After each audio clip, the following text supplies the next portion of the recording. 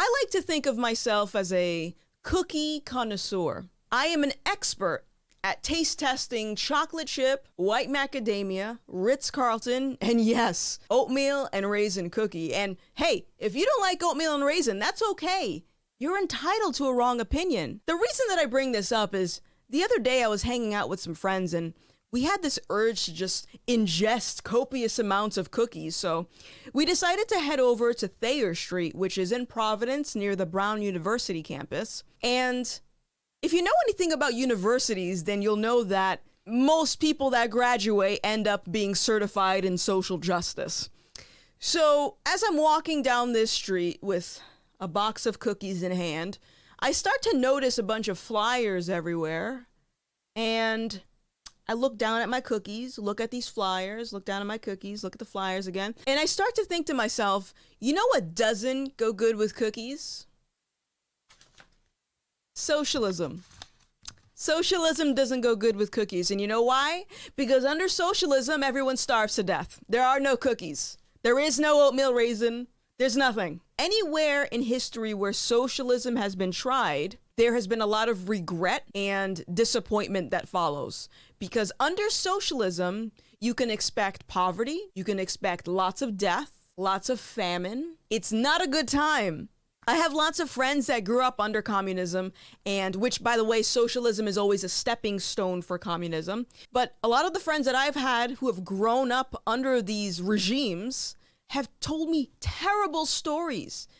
Having to eat rats, having to eat their neighbors' dead children because there was nothing to eat. So I don't think you understand what you're asking for when you promote this. And this is at no fault to you. And I say this out of love because university campuses have become indoctrination camps.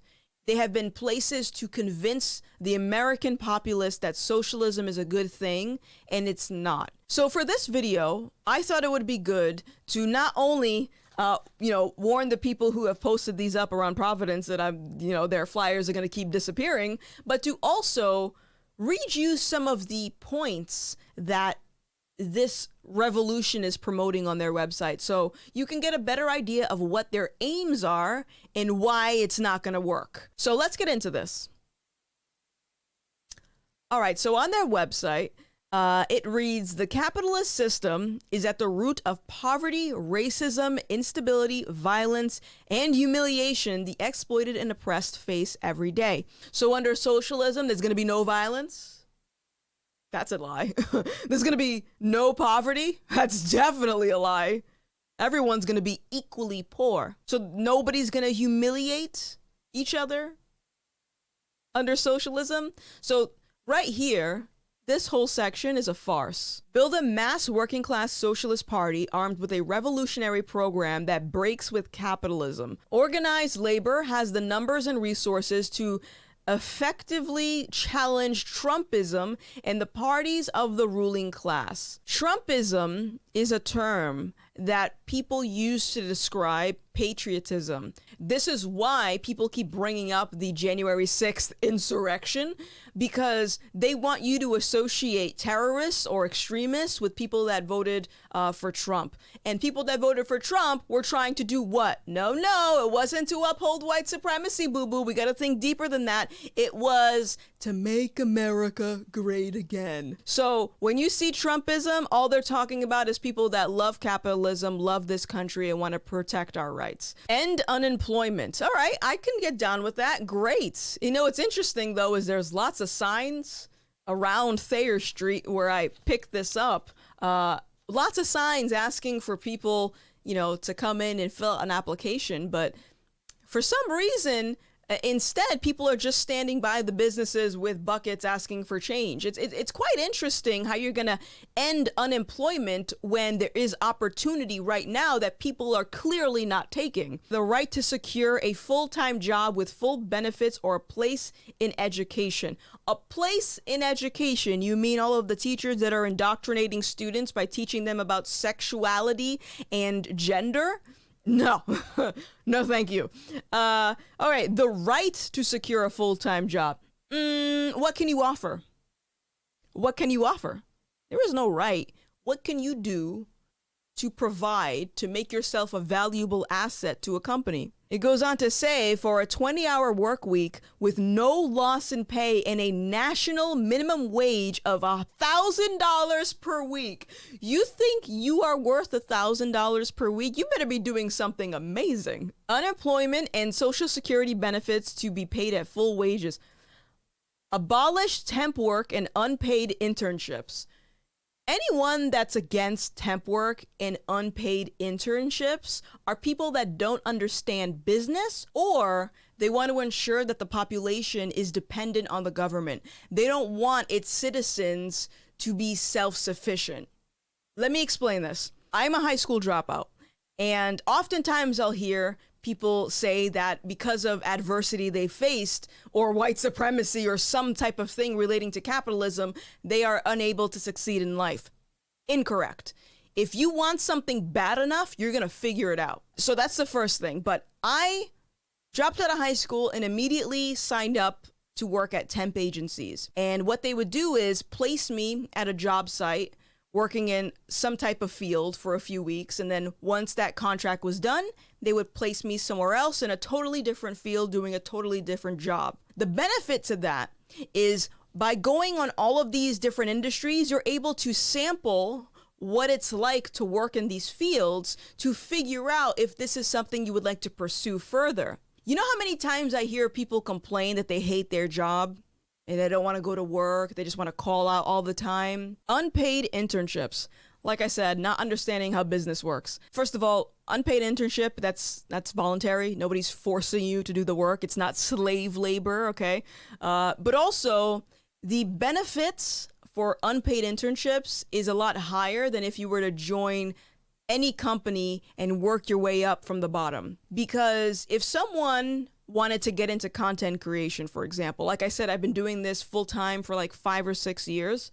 So if someone wanted to work for me unpaid for 3 months, after those 3 months, they should be able to start their own business doing the same thing. And they'll know how to edit their videos, market themselves. They'll understand audience retention. They'll understand how to read their analytics so they can better improve their work. They'll know how to acquire sponsorships. They will know all of the necessary things needed to start a business in content creation and then to also make that business profitable. So this is basically code word for, we don't want you to gain experience for you to be self-sufficient. We don't want new businesses starting because the government wants to own and control everything. Union control over hiring and firing, and the establishment of job training and hiring halls in areas with high unemployment. Sounds good on paper, but it's not going to work. Let me explain why. The last couple of years, I have heard horror stories of people who have lost their job because they voted for Donald Trump and someone saw them at a rally, or they misgendered their coworker, right? That is political and ideological discrimination. So imagine if a union was compiled of one line of thinking. If that union was run by people who all, for example, were sympathetic towards Antifa, they could essentially say, hey, you know what, conservatives, you're out of a job. Get out of here. Not a good idea. No, absolutely not. Let's continue. End the capitalist housing market, which leads to overcrowding, gentrification. You mean making areas better, more livable, cleaning up the mess? That's gentrification to you? And homelessness. Yeah. No. No. There will be lots of poverty under socialism. Rent for all housing to be fixed and not more than 10% of wages. So rent control. If you believe this, respectfully, you don't understand economics. And I recommend you pick up Basic Economics by Tom Sowell, because he talks about this in particular and how this has been tried in other parts of the world throughout history, and it leads to more poverty. It leads to the people spending more of their money. Pick up that book, because this will never work. It has been tried already. For a socialized healthcare system free at the point of service, nationalize the health insurance, medical equipment, pharmaceutical industries. Guys, I am not a cruel person, and I understand the benefits that this would entail. I sympathize for people that aren't able to pay for medical procedures. I totally understand that. However, when you say you want free healthcare, free medical equipment, free pharmaceutical, blah, blah, blah, blah, blah, free, doctors still have to pay their rent. So do nurses, so do scientists, so do lab techs. They still need to feed themselves. So where are they going to be able to do that? How are they going to get paid if everything is free? I'll wait. Nothing in life is free, okay? So while there are people that are suffering and they can't afford their medical bills and stuff like that, this would mean that more people would be living in poverty, because if you keep asking the government for free stuff, they're going to recuperate that cost by taking it out of somewhere else. They're going to take it out of you. They're going to take it out of your paycheck. They're going to do it by raising the prices of everything. They're going to do it by taxing you more unnecessarily. Fully fund and expand public schools, colleges, and universities. Oh no. Universities like this one that's hanging this up?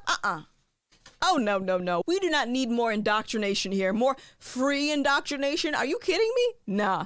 People are taking loans out to attend these universities to later come out being social justice warriors that are fighting the patriarchy and white supremacy. You have to pay to get that education right now. Imagine if it was free. I'm reading this as, we want to brainwash more of the population, and in order to do that, we have to make everything free. Provide students with at least $1,000 per week through living grants and paid internships. You know what this is the equivalent of? A child that's expecting an allowance just because. They never do any chores. They don't respect their parents. They don't actually learn values necessary for them to go on and live their life once they become an adult. They just expect an allowance just because they saw it on TV somewhere.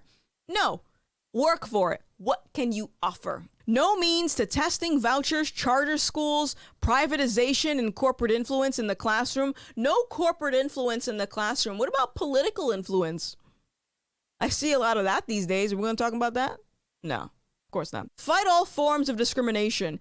Equal pay for work of equal value. Says who? According to whom?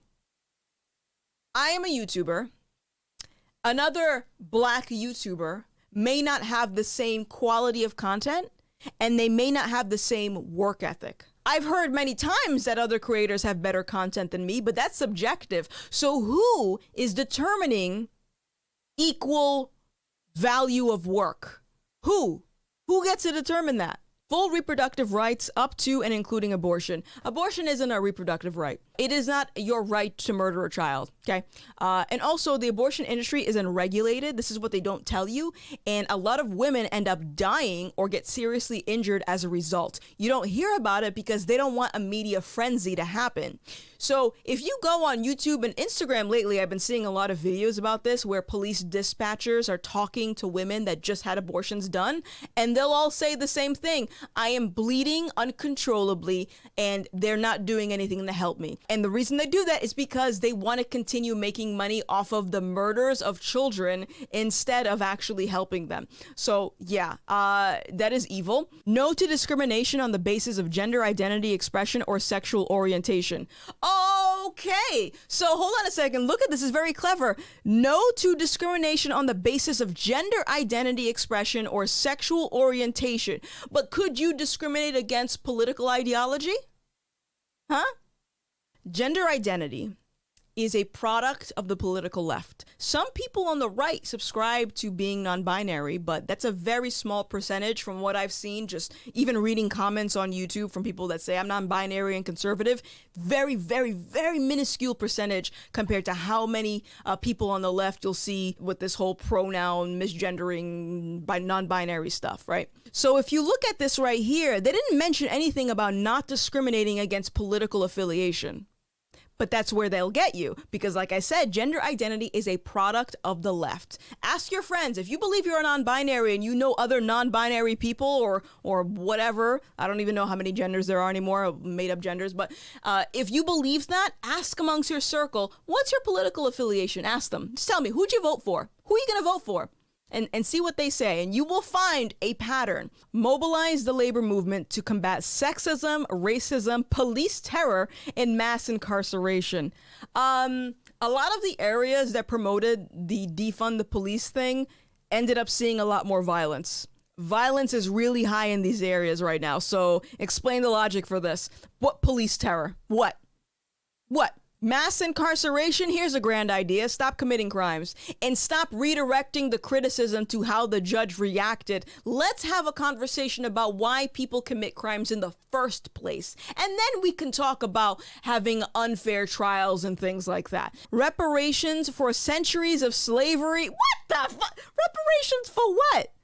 For what? Why? It is so gross to me to hear that Black people want to cash in on trauma that they didn't experience themselves. And no, I don't buy this generational trauma nonsense of, oh, my great-great-great-great-great-grandmother was a slave and she passed down her trauma and they passed down their trauma and now it got to me. No, break the cycle. If you're suffering from generational trauma, break the cycle. Abolish the death penalty and release all political prisoners. This right here, I actually agree with. I do not believe in the death penalty. I don't think it solves anything. I think it creates more trauma because even with criminals that are on death row, those criminals are still attached to families that might love them. And I think it's a subtle way of saying I'm in pain and I want other people to feel my pain. And then also, I don't like the argument, oh, it's going to discourage people from committing crimes. People know that murdering is not good, and they have seen people on death row, but we still have murderers. So it doesn't fix anything. I think it's just a way to satisfy that sense of seeking vengeance for something. Massively fund research to develop climate change mitigation strategies. What do you... bruh. I can't, bruh. Slash the military budget and invest in social needs. Let me explain to you why that's bad. Men, by the general consensus all around the world, men are known for being protectors. We have a culture that encourages the gender expression of men, which has resulted in a lot of men being emasculated, thinking that they're women. And then you want to slash the military budget.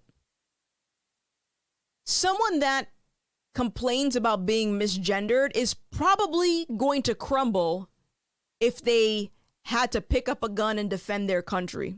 If they had to go to war. If they were on the front lines, they would probably crumble because they're too busy recovering from that day someone used the wrong pronoun. If you do that, if you slash military budget on top of a culture that already has a bunch of men thinking that they're women, from a foreign enemy's perspective, they will attack us first because we look weak. So no, that's a terrible idea. Absolutely not. No. So I just scanned through some of these. I'm not going to go through the whole thing. But if you go on their website, you can also see, let me see if I can find it. There's like a map.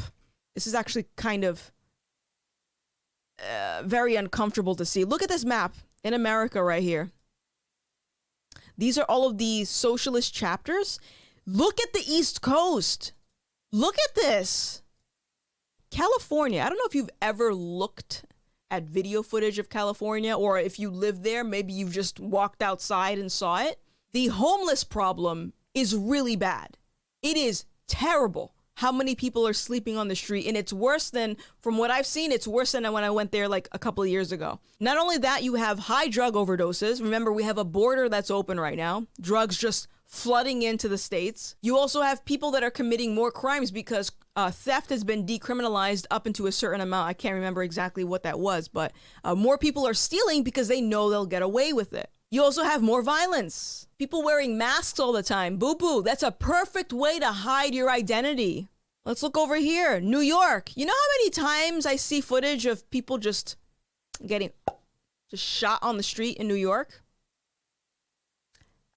This is a Democratic-run state. There's a big homeless problem. There's a drug problem. Violence is out of control. So when you say you want more socialism, what you're also saying is you want more chaos.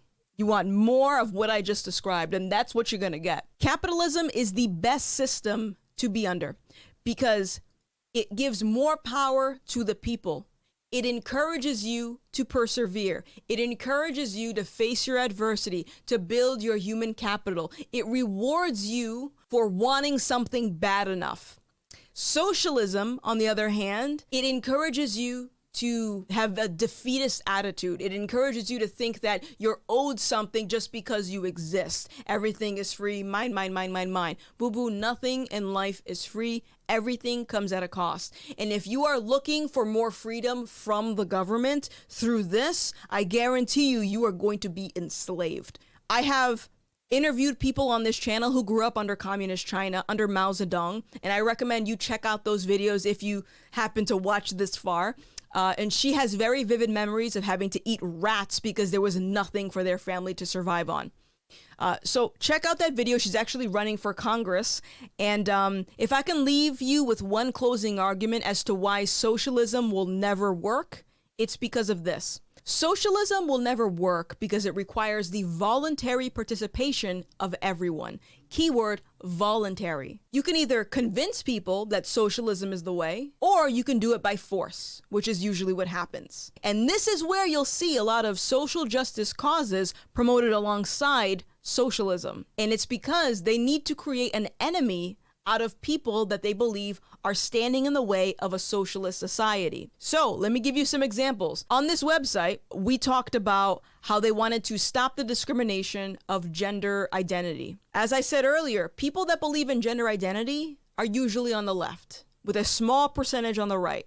If you oppose gender identity, you're probably leaning on the right. So if I were to say that guy is still a guy and I misgender him, what is going to happen is that they're going to look at me as someone that's transphobic. I'm an oppressor. I'm hurting the LGBTQIA++ community. That's what they're going to say. Here's another example. The last couple of years, you've heard the media, Hollywood, even our fake president talk about white supremacy and how it's the root cause of poverty. And white supremacy is synonymous with capitalism. And white supremacy is synonymous with being a Trump supporter. Capitalist and Trump supporter go hand in hand. So if you say that these people are white supremacists and you know that white supremacist equals racism and it equals poverty, you're going to focus your energy on the white supremacists because you want to stop racism and poverty.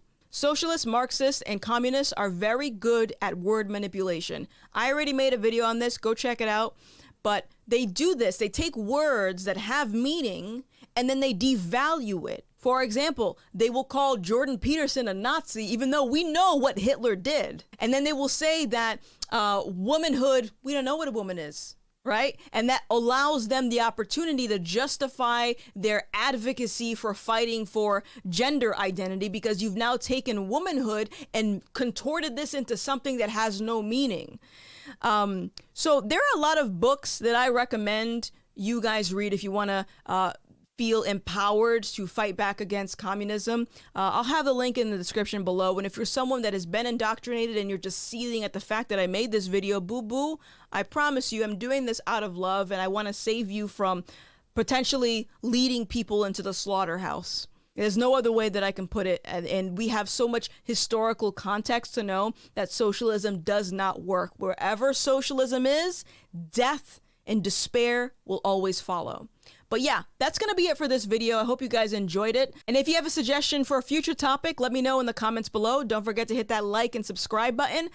My name is Gothix, and I'm going to go buy some cookies with my capitalist dollars. Bye! Thanks for watching. If you want to keep my grift going, consider picking up some official merch by visiting nosisnos.com/Gothix or joining my locals community at gothix.locals.com for more content. As always, you can help amplify my message by giving this video a thumbs up and by sharing it online with your friends. Until next time.